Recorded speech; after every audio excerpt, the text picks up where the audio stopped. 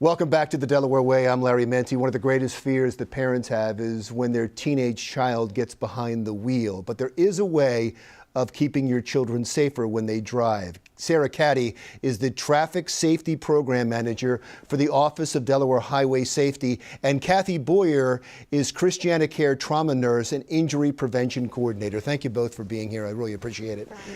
Let me start with you, because I'm sure you see some horrible things, and it comes from teenage driving and people not taking proper precautions when they're behind the wheel.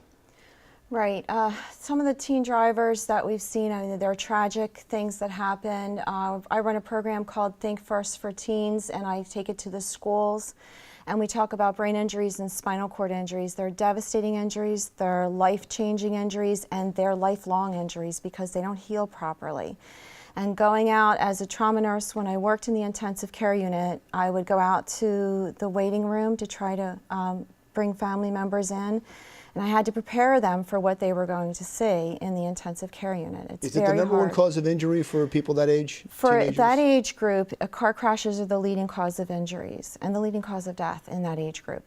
And the sin of it is that most of these things can be prevented, right? It's normally some mistake that a teenager makes when they're behind the wheel. Yeah, I mean, a lot of it is learning. It's a new skill. It's a lifelong skill that they're learning. So parents and sponsors can be very supportive in this aspect. They can do things like being a good example, making sure that they always wear their seatbelt and that they put down their cell phone, and then really spending those 50 hours of driving instruction as required by the graduated driver's license law. 50 hours, 10 of which should be at night. But the important thing is that within those 50 hours to also look at different kinds of driving conditions. Don't just take them out on a sunny day. Make sure that they get experience when it's rainy or different types of roads. Really make sure that they're prepared, and that's a great thing that parents can do. You said be a great example. I have a 14-year-old and a 12-year-old, and I get mad at myself to the point where I worry about it the next day. Every time I get a text and I look at it while I'm driving, I'm thinking, oh my God, I don't care if when I do it, I don't want them to learn to do that. But distracted driving has to be one of the big concerns. Distracted driving is one of the biggest causes of car crashes. It is true, and it is preventable. Turning off your cell phone, having an app on your phone that will answer your text messages and your calls for you so you're not disturbed, because it is tempting, and it's true for adults as well as for teens. We want to be a good example for our teens, but we also don't want to be distracted ourselves when we're driving a car as well. Yeah, but teens, so much of their life is the internet, and it must be difficult for them to avoid. Well, a great thing parents can do is make sure that they don't text their child while they know they're out driving. Because if you hear that ding and you see it comes from mom or dad, you think, well, it's important. I need to make sure that I answer them right away. And so if a parent can make sure that they're not supporting that behavior by texting them when they know that their child's out driving. I went through the list of your tips, and I want to go through it now. I didn't see anything about drugs or alcohol on there. That still, even for that age group, has to be a problem.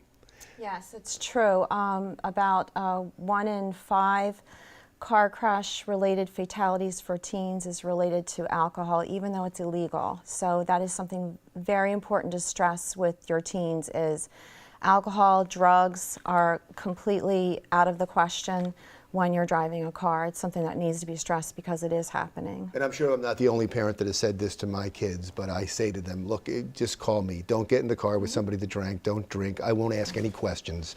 I'll come to wherever you are and let me pick you up and drive you home. Yeah. And because you have to deal with the reality that is going to happen. Yep.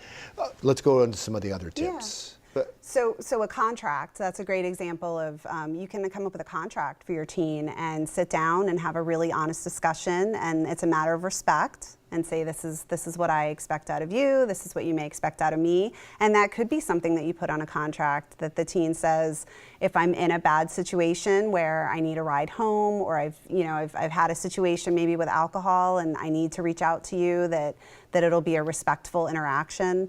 That can be something that can be very supportive, and it sets some ground rules, it sets some understanding. I mean, this driving is such a huge lifelong responsibility. You're putting your child in the control of a 4,000-pound vehicle that and then you're sending them off into the world and hoping that they make good choices. How about horseplay? How about just having a lot of kids in the car? So for every extra person in the car with you, that is directly related to an increase in fatal car crashes with teens. That's a huge issue with teenagers, is having extra people in the car with you, which is why we have the graduated driver's license laws, and that is why that is true for many states have adopted these graduated driver's license laws. They limit the number of people that are allowed in the car with a young driver? Yes, and we talk about it, and we talk about it in the classrooms, and the students will bring it up, so they're talking about it in the classrooms. And where can parents get more information if they want to learn more about this and download the tips and the things about the contract, which is a great idea? Sure.